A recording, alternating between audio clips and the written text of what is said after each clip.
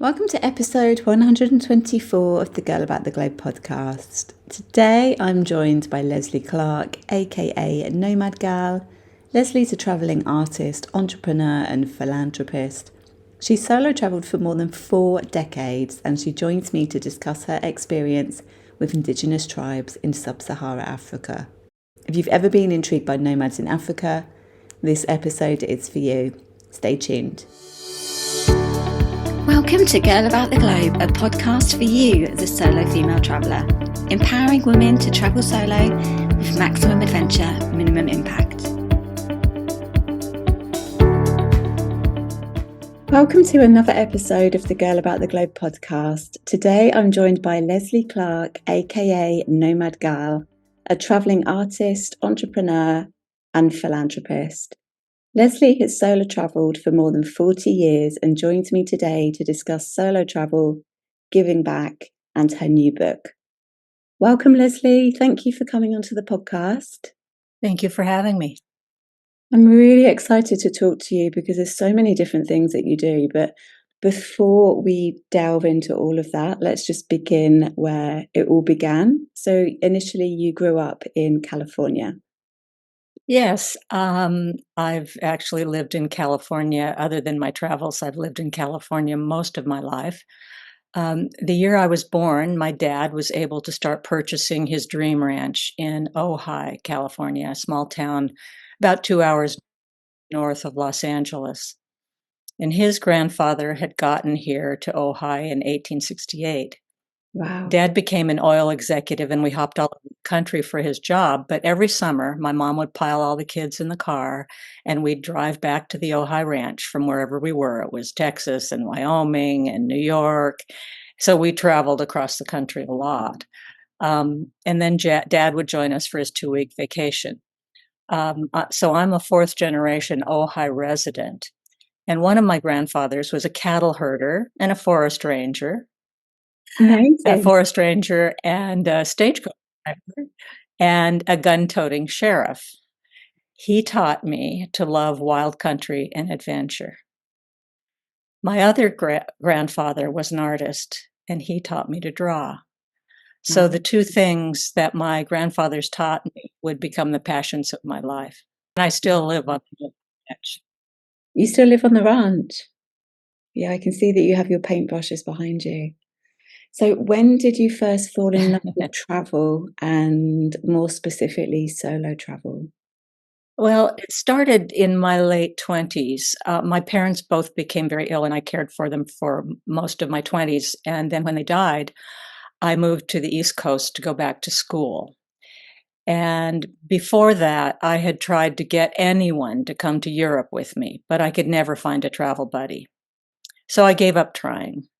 And while I was writing and painting my thesis, I decided I'm going to move to the south of France because that was a region where a lot of the artists that I really respected had lived for a time, and I knew a lot of their art was still there.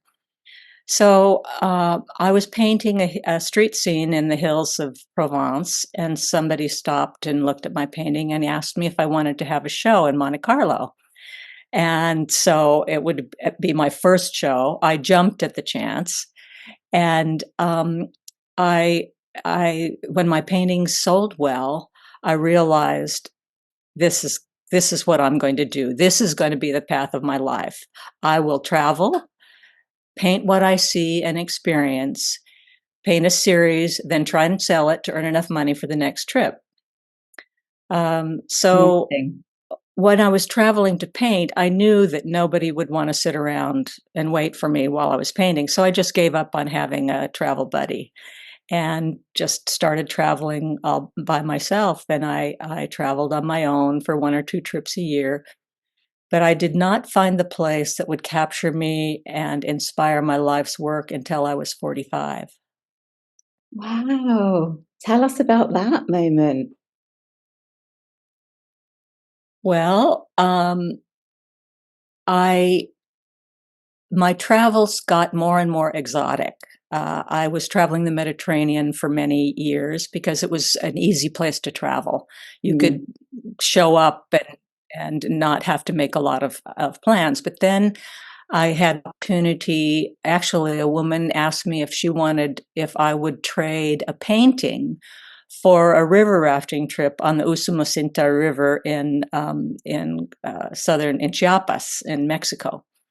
And the reason, she was an archaeologist, and she organized trips to the Mayan ruins. And the way to view the Mayan ruins is from the river. That's how they were built, because that's the transportation. There were no, so the modern was visiting these ruins. And as I went through a couple of the ruins, and I asked my guide, "Who is that man? He keeps disappearing into the jungle." And he said, "Well, that's a Lacandon," and he was wearing a white tunic and he had long black hair. And I said, "Well, what's he doing here?" And he said, "Well, they're not really allowed to be here because he's a Mayan who had never a tribe that had never been affected by the Spanish conquest." And so they were these places, these ruins were their sacred sites, and they were forbidden to be there. But of course, they were ignoring that, and they would just go and do what they needed to do at their sacred site. And so I did a sketch of him, and I did a painting of him. And I went back the next year and had an exhibition at a Mayan conference in Palenque.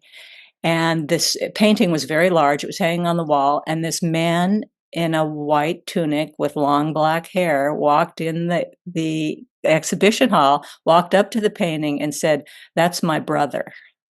Wow. It just kind of knocked my socks off. Yeah.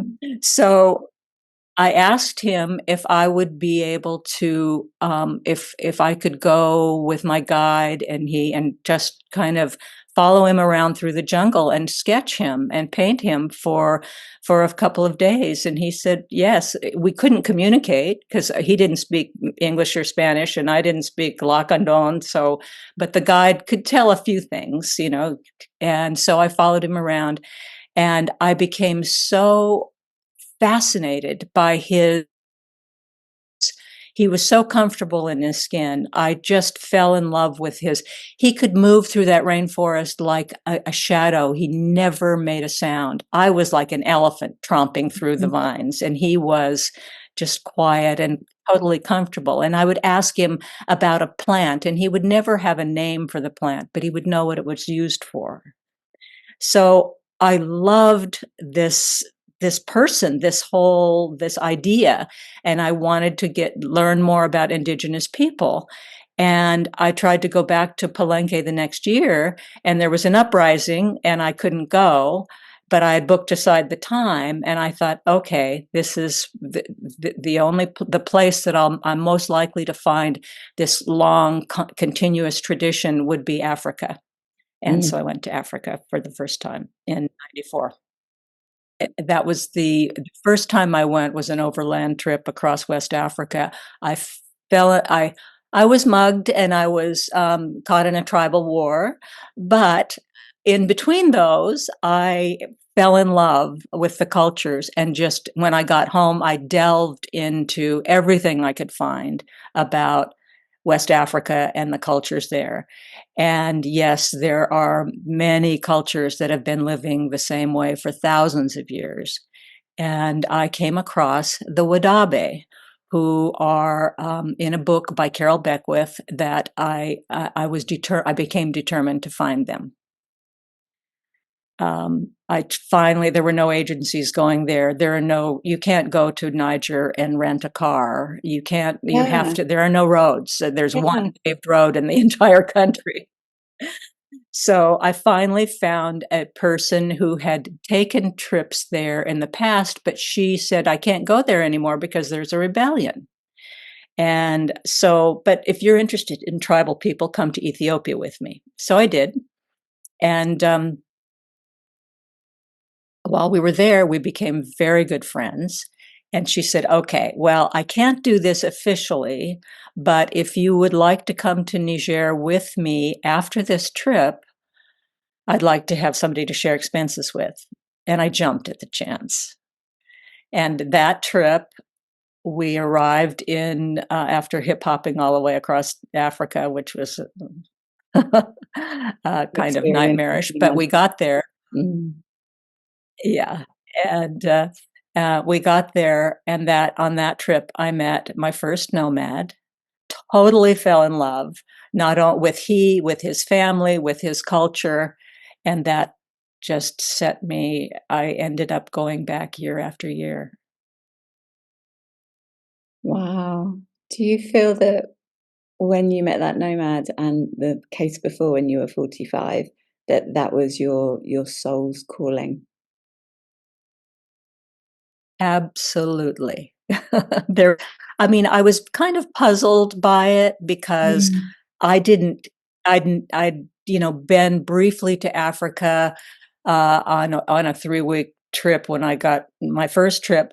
This second trip, I'd been to Ethiopia, and I was still just very much an observer. I was a tourist. I was not really beginning to delve into a culture and understand a culture. And when I met this guy, his family just invited me in. He was married to 5 women.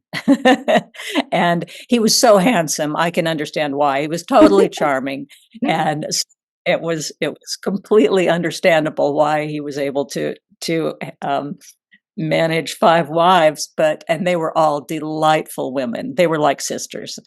And they became like sisters to me, and they adopted me, and they Oh, gave me so much of themselves, but they were I had no idea how poor they were.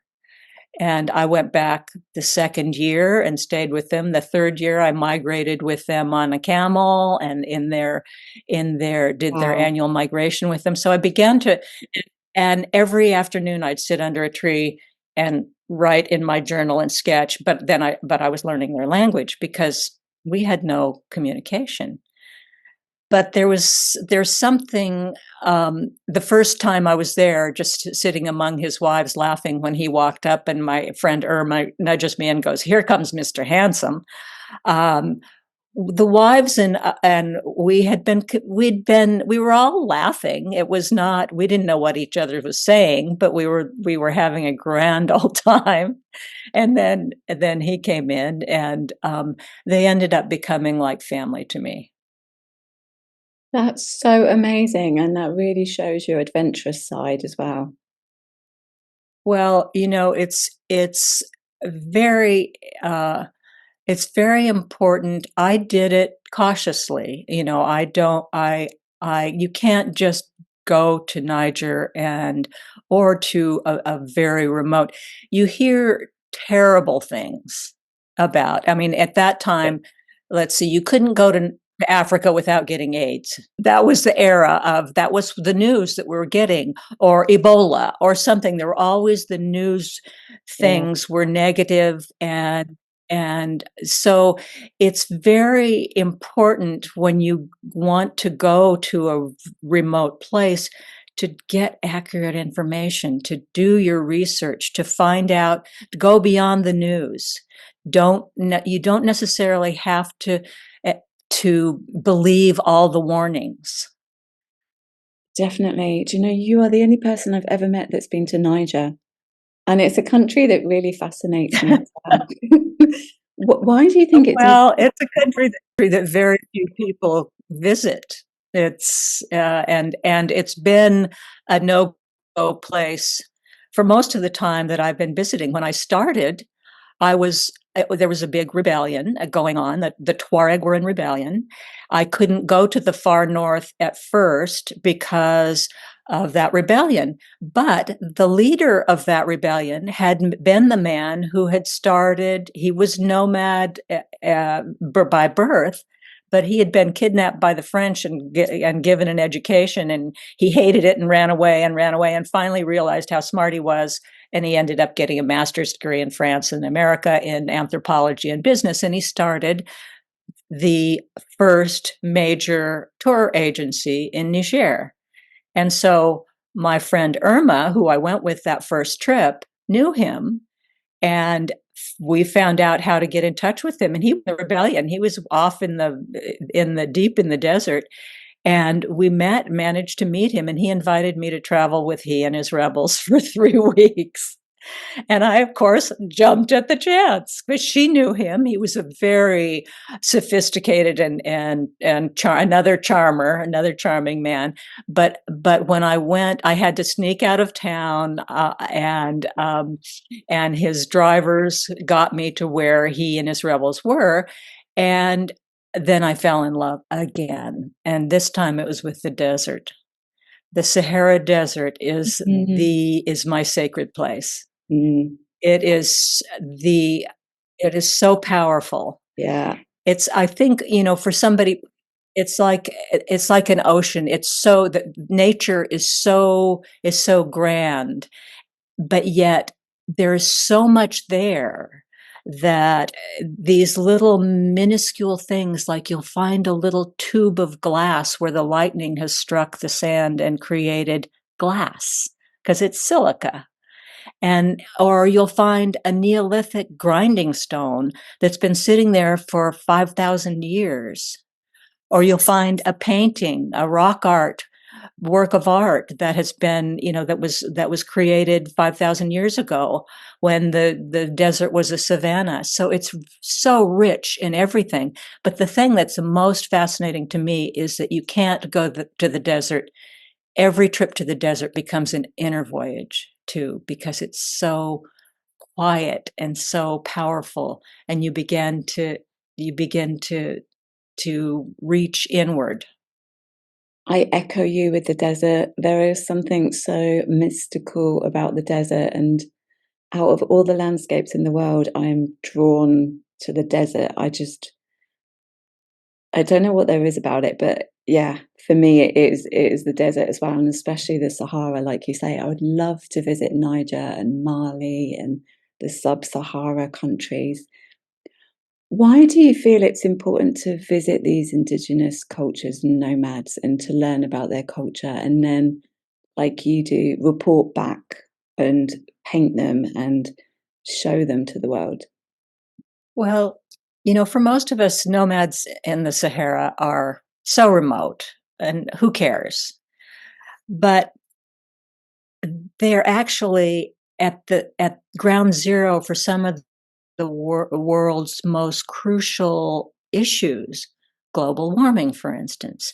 They live in a Sahara that's been getting drier and hotter for they get brutal and harsh, yet they can produce healthy human food from that landscape.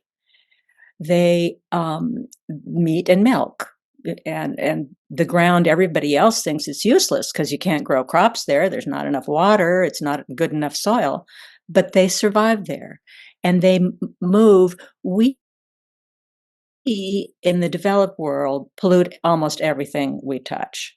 We try houses on what would have been, forcing land, and we leave our imprint everywhere. Yet the nomads pass through land that feeds them and never leave a trace. And they come back the next year and it feeds them again. And they come back the next year and it feeds them again. And they don't destroy it. And then travelers from the developed world think we know that. Mm. We have fancy homes, but I started out thinking I knew best. But yeah, there are a lot of things that we do well in the developed world, but we're so divided by politics and race and religion, and we live in a world that's being destroyed by our pollution of it. And if global warming is human induced, we as travelers contribute to it. And I've worried about this. But I've come to the conclusion that the connections we make with other cultures, races, and religions when we travel is more important to the survival of the planet than driving an electric car. That's so true. Yeah. But for me, it's all about the connections and meeting the locals and learning from them and realizing that every single country I go to, that deep down we're all the same and we all have the same needs. And it's just our upbringing and our conditioning that makes us different. And I love what you were saying before about the fact that you couldn't converse in the same language, but yet you were still able to connect. And that's just really beautiful. Yes. Yeah, it's absolutely possible, but you have to be open to it. It's very easy when someone thinks differently and behaves differently to think they're wrong, but Yeah. they're the same as you. They just follow a little bit different path. And it's and once you open yourself up to it, you discover that, yeah, we're all the same. Yeah, exactly. And you've led film crews from National Geographic to document the cultures as well that you adopted. Tell us a bit more about that. That must have been amazing to have taken a film crew to see these indigenous tribes. Yeah, I kind of unexpectedly became an expert because, as you said, you don't know anybody who's traveled to Niger and from America or Europe much. Um, and I because I learned their language, I started helping Irma with her tour groups. So I led tour groups.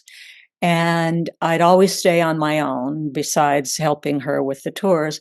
And so I became kind of an expert in these cultures. So I was approached by National Geographic on several occasions. And it was kind of an amazing experience. They were real pros and they knew how, I mean, to try and do a broadcast quality film in those conditions it takes a lot of skill. And they were always able to deal with the harshest conditions. But one of my favorite memories in one of the trips, we were making a film on the Wadabe, and the one of my friends Wadabe, we were at a festival, and the Wadabe festivals are they're amazing. They're beauty contests where the men compete and the women judge, Well, that's and it interesting. is yeah, it's one of the things that attracted me to this culture. The women are very powerful in both the Tuareg and Wadabe cultures. But anyway, so one of the guys was charging around on a camel right at the conditions. There are no dollies to wheel the camera around. And so the cameraman had to be a big, strong guy to carry this huge camera around. And he's thinking, oh, this is a great shot. The camera's running right at me. And he's shooting, he's got his camera like this and the camel. And of course, he expected the camel to pull up before he hit him. But it had another idea. It didn't pull up. It ran straight into the camera, and the camera goes flying. And in moments of catastrophe like that, you'd kind of, I don't know if you've experienced this, but often things kind of go into slow motion and you start envisioning the consequences. It's like the broken camera, the broken cameraman, the broken nomad, the broken camel, and the end of the trip. And all of these things went through my mind as the camera was flying, and the cameraman dove and caught this huge, heavy camera before it hit the ground. And Oh, so I thought, he saved the trip. He had a few bruises, but the camel and the cameleer and the camera were all intact, and we continued to make three films that ended up airing on the series Taboo for National Geographic. wow. So those are the kinds of adventures you go through with leading a film crew in that kind of conditions. Yeah, unique once in a lifetime moments. What I really admire in you is that you travel to countries that are deemed too dangerous to visit, and you even advised US ambassadors about an area that was dangerous. How do you personally decide on the risk factor of a country and whether it's okay to go there? Well, you really have to have a trusted local contact who knows what's going on in the country. You can't you can't just listen to the news reports. No. They portray remote places based on attracting an audience, which usually means something negative and sensational. A beautiful dune or a comet is not news. But I've known all the US ambassadors in Niger since 1995, and during much of that time, they were not allowed to go north, which is where all the nomads are and where I always want to go. Um, but uh, so uh, even though they warned against anyone going north. They couldn't prevent a private citizen from going. So I became a source of information for them. So I would stop by and see every ambassador, and they would ask me, "What's going on in the north?" And I became a source of information. Then after 2002, I had a home, a guardian, and many friends who could tell me what was going on, and I trusted their advice. And then since 2012, some hostages were taken in Niger, and I've had to travel out to the Nomad. So that's the only. Um, but when I went to Algeria in 1998, there was a brief moment of an Air Algeria flight from Agadez, Niger, to Tamanrasset in Algeria. And I had known some guides. I'd met them in Mauritania, actually, and they were locals. They lived in Tamanrasset, the camel trek, so I could go. So when I got on the plane at seated 80, I was the only passenger, and they called me La Reine, which means the queen. And Algeria was being heralded in the press at the time as the most dangerous place in the world to go. But I had 3 glorious weeks traveling in the South to nomadic camps, being spoiled and pampered by my Tuareg guide, who was also our cook. And the reason is because I knew someone who had accurate information. And if you don't have the best way is to find an agency, because they don't want their tourists to be hurt. If there are no agencies, you can call the embassy. But it's not necessary to be terrified of a place just because of the news reports. Yeah.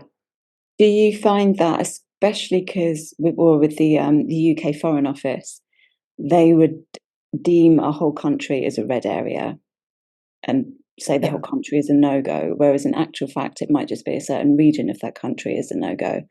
And it's only when I've ventured into different parts of the world, like West Africa, for example, or I went to Syria last year as well, places that are deemed too dangerous and you shouldn't really be going there, according to the FCO website, that you realise, well, actually, I felt perfectly safe in Syria. And I know I was with a tour group and I was with a fixer, a tour guide, a local, who were looking after us. But it wasn't until I was in the country that I realised it's actually the north part of the country that we shouldn't venture into. And the rest of the country was welcoming tourists back. So as much as I feel it's important to kind of have a look at that, but not to take that as pure gospel, because like you're saying, it's locals in the country that can advise you as well. And most countries are delighted to have tourists, Yeah, especially these remote, because tourism brings really important assets to the economy. And every time I've been to a place, I was in Eritrea for a moment about 20 years ago when it was just open for 6 months and then it was closed again for another 20 years. They were so delighted to see a tourist. And it's a wonderful time to go. It's a wonderful thing to do, to go to a country that is difficult to have tourists come, because you bring them so much. You bring them hope that they are part of the world instead of isolated and at war or in whatever kind of difficulties they have.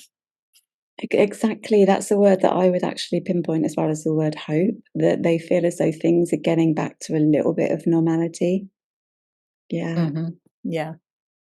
So, as well as your amazing artwork, which I've checked out on your website, which is fantastic, by the way, you also have ethnic jewelry as well. Tell us the story behind the jewelry and where that came Oh, from. yes. I believe it's the responsibility of travelers to spend what money they can when they visit other countries.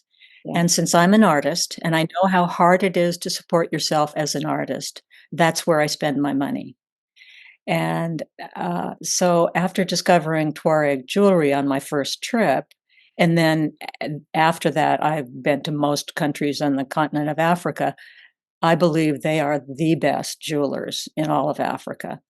And they do it without any electricity. They're nomads. They've got bellows and forge and fire, and um, they're amazing artisans. I opened a gallery in 1996, and the reason I opened it was to tell the story of the people I visited through my own paintings and to support them by selling their art. Well, the Tuareg jewelry became the most popular of all the art forms I sold there. Their skill with silver is impressive, and the pendants they make are fashioned with ancient techniques. You know, there's little they have little files, and they have an anvil, and they have a bellows and forge and fire, and it's all by hand. And then they have very limited access to beads, so they usually would string their pendants on black glass or leather cord. So I started buying the pendants, which were their design, and then designing the necklaces with beads that I collected from around the world, and that made for more variety. Well, I closed my gallery in 2019, fortunately, just before COVID hit, and because my team was pretty ready to retire. And the Tuareg jewelers still miss the days when I bought for the gallery, and because they have few customers. But I have the jewelry is available on my website at nomadgal.com, and I'm always hoping to keep supporting those Tuareg jewelers because they deserve it. It's beautiful jewelry because normally when I travel, I pick up a pair of earrings or a necklace or something from a country, especially Africa, because you can get some beautiful pieces of jewelry in Africa, can't you? And I love the Yes. jewelry on your website. Where do you actually, just out of interest, where do you actually ship it to from your website? Is it just the US? No, I've shipped it to England, mostly England. Yeah, England, France a bit, but mostly to the US. But I can ship it anywhere pretty much. And in regards to your artwork, you're obviously still painting at the moment, are you? Yes, yes. In fact, my most recent series, one of the projects, we haven't talked about the Nomad Foundation yet, but one of the Oh, projects is to train traditional birth attendants, and these women are just extraordinary. So I've done a series of portraits of these amazing women who are delivering babies in tents with flashlights and and not losing. It was the highest maternal mortality rate in the world when we started, and really? they're illiterate women. Yeah, it's just amazing what the work they're doing. Was We that started with 5 women, and now we have 80. what sparked the idea to start this? It's called the Nomad Foundation, isn't it? Well, yeah, it started because I bought a cow, and it was a cow for pierogi, my first nomad that I ever met, and they had been so generous with me that uh, I wanted to do something. I had no idea how poor they were. I just knew that I wanted to give something back to them because they would help me find festivals. And Pierogi, he'd never been in a car before. And when I started leading tourists in, he would come in the car because you really need a nomad to tell you where the festivals are, because that's why tourists were coming, was for their festivals. But they're never organized in advance. You find out at the most 6 weeks before a festival, and the actual day is decided 2 days before the festival, when the moon touches the horizon and those kinds of things Yeah. that we live in houses don't understand. But anyway, so you have to have a nomad with you to find a festival. And so Pierogi would come with me. He'd leave his family and travel around and help me find these. And then because he was with us, we would be invited into the festival. And so it was such a generous thing. And he'd always get car sick because he didn't know how to be in a car, but he'd still do it. Anyway, so I knew I needed to repay them in some way. So I bought him a cow, and the cow cost me $200. And I left and went back the next year, and his uncle took me aside and he said, that cow permitted Pierogi and his family to remain nomadic. Without it, they would have had to go into the city to beg. And these magnificent, stunning, proud people I could not see in a city begging. That they were so good at what they did, but they had lost all their cattle in a drought.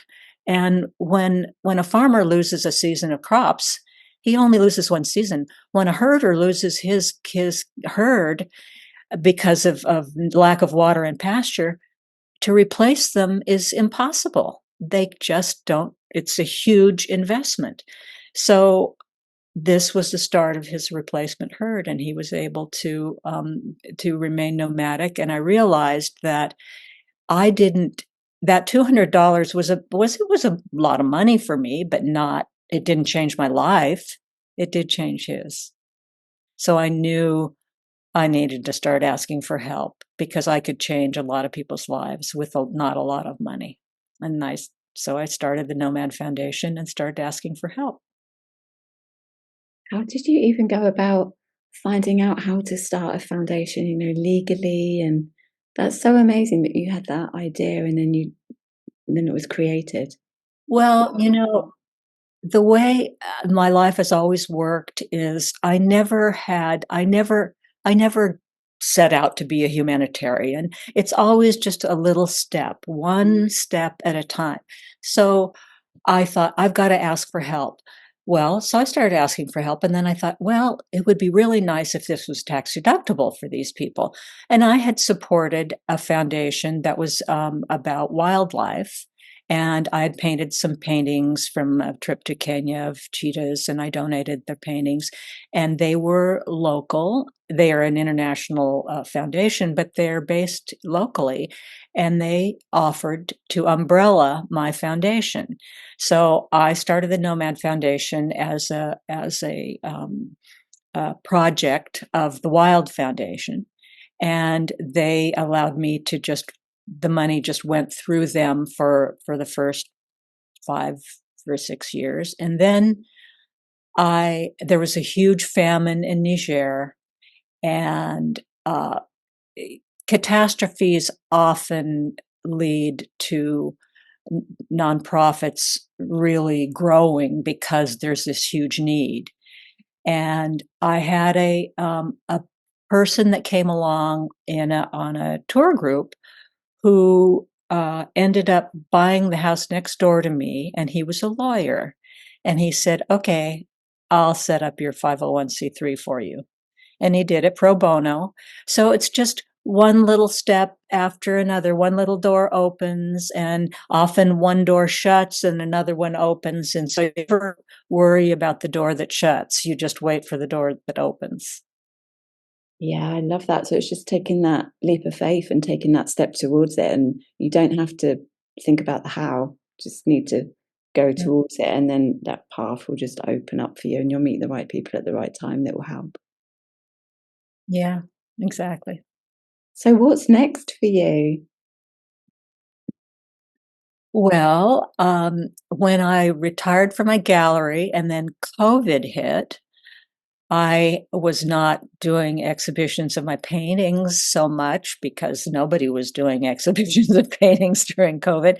So I dragged out all of my journals. Every trip I've taken, I've kept journals and done sketches and written, and decided to write my memoir. And so I that's what I've been focusing on for, well, during COVID, and I'm learning a new skill, that of author, and it's been a fascinating process.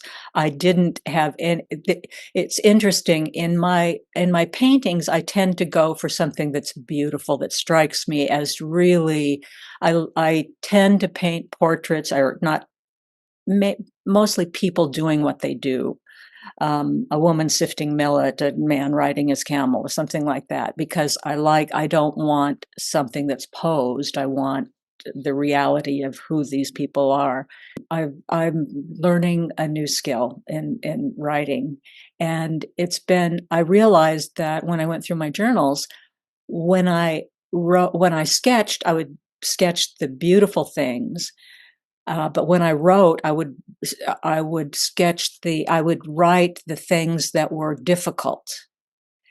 But then often, for instance, we were robbed in the middle of the desert by a group of bandits at midnight in the middle of nowhere. They were shooting up the campsite with AK-47s, and it was nightmarish.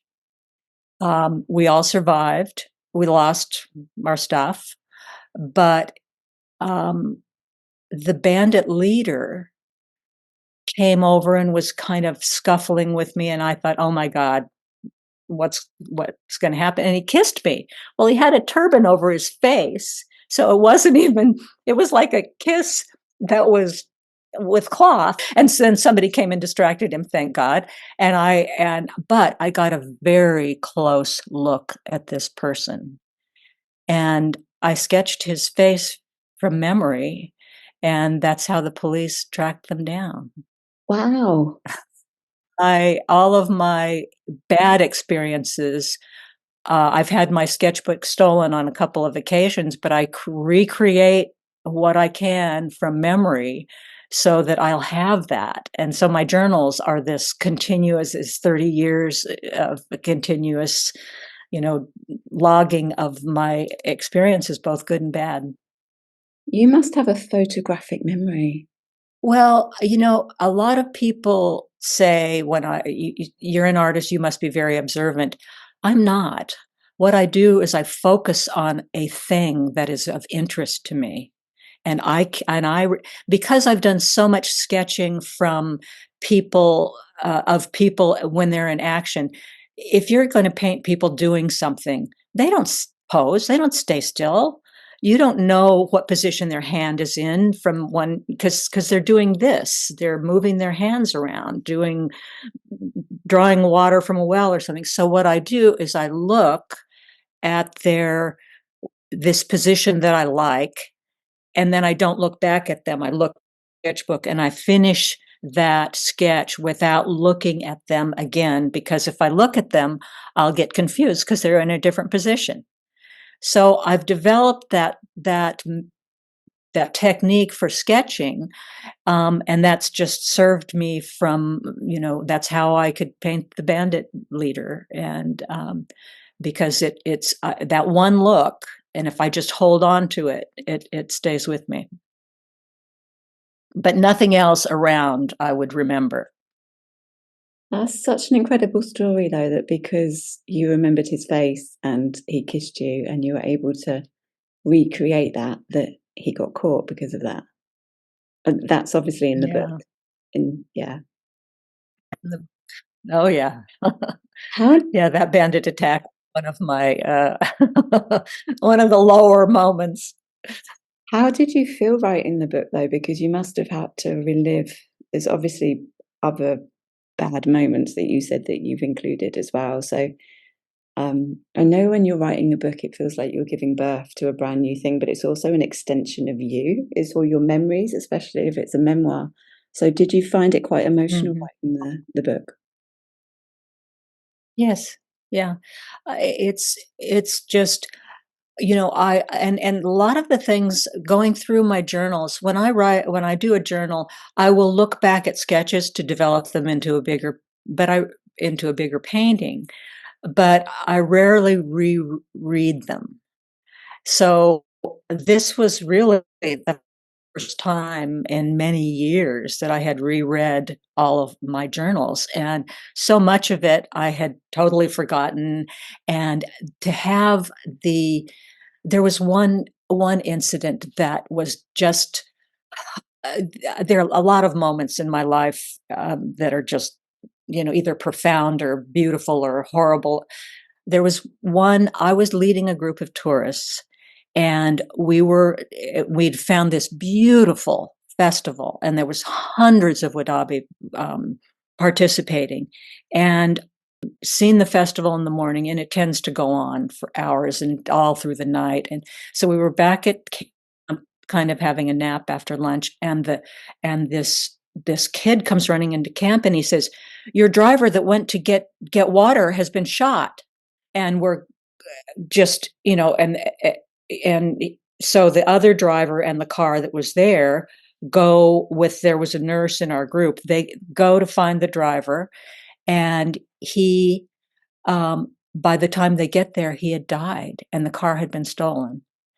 And we are all in complete shock. And our driver has to take the body to the police. So he leaves us. I'm there with these terrified tourists. And then the Wadabi come and surround us and say, "We will protect you. Don't worry. We're going to shoot off a gun and let whoever did this know that we're armed and we are protecting you." And they wanted to warn us that that's why there's going to be a gunshot, because nobody was armed in those days, and that they had a gun. And as we were, huddled and just terrified, but the Wadabi were just being so kind to us, and "Don't worry, we are here for you." But the festival, because of that, and what it was a kindling of this ongoing rebellion that I had um, experienced on my first trip. So the festival, normally festivals just kind of peter out and a few people leave at a time. This one ended called me over, and he said, "Ra Sukabe Dili," which means the young men are leaving. And it was a line of 300 camels just kind of disappearing, this whole huge group of camels with the men and their beautiful attire and their beautiful camel saddles, and they're just weaving their way into the mist. And that is a sight that would never have been seen if it weren't for that horrible thing that had just happened. And it kind of represents for me the thing that is the most precious about my travels to Africa, is you can experience something that's so horrible. You can see poverty, and you can see, disease, and then something that's so precious and beautiful and kind and generous. Yeah. The intensity of the two things is what it's so real, and that's what is so precious about travel, is that you have those kinds of intense experiences that you never have sitting home in front of the television. Or even visiting the Mediterranean, for example. Yeah, yeah. You are so inspiring. I could listen to you for hours in your stories, honestly. Well, I tend not to shut up, so you better watch out. I guess people need to read your book to find out more about your stories. But what would you say to someone, specifically a solo female traveller as well? Because I feel like I'm pretty adventurous, but there are places that I would feel quite intrepid about going to by myself. So if somebody kind of wanted to follow in your footsteps and have similar cultural experiences, but is unsure how to go about it, what would your advice be? I think that the way I do it, as I've done everything in my life, is tiny steps. You first find out if there's someone that you can connect with, whether it's an agency, whether it's a friend of a friend of a friend, someone that lives where you want to go, that knows what's going on, because accurate information is what's going to keep you safe. So you can depend on, I mean, the internet is a wonderful resource, but of course you won't know the reality of things until you actually get there, because internet, there can be lies on an internet, but I think you have to vet things. You have to develop your instincts for the kinds of people that you are connecting with, whether you feel that they're going to be reliable. Find out other people that may have had an experience with these people if it's an agency. But do your research, because you need to, you can't just, these kind of places, you have to have somebody who knows the territory helping you. You can't just show up and rent a car. They don't have rental cars. It's because I was interested in tribal people. There aren't hotels where tribal people live. There aren't restaurants where tribal people live.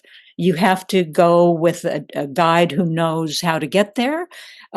You have to go with someone who can provide you tents and food and all those things. So it's not just a wing it kind of travel. It requires a lot of planning, but it's worth it.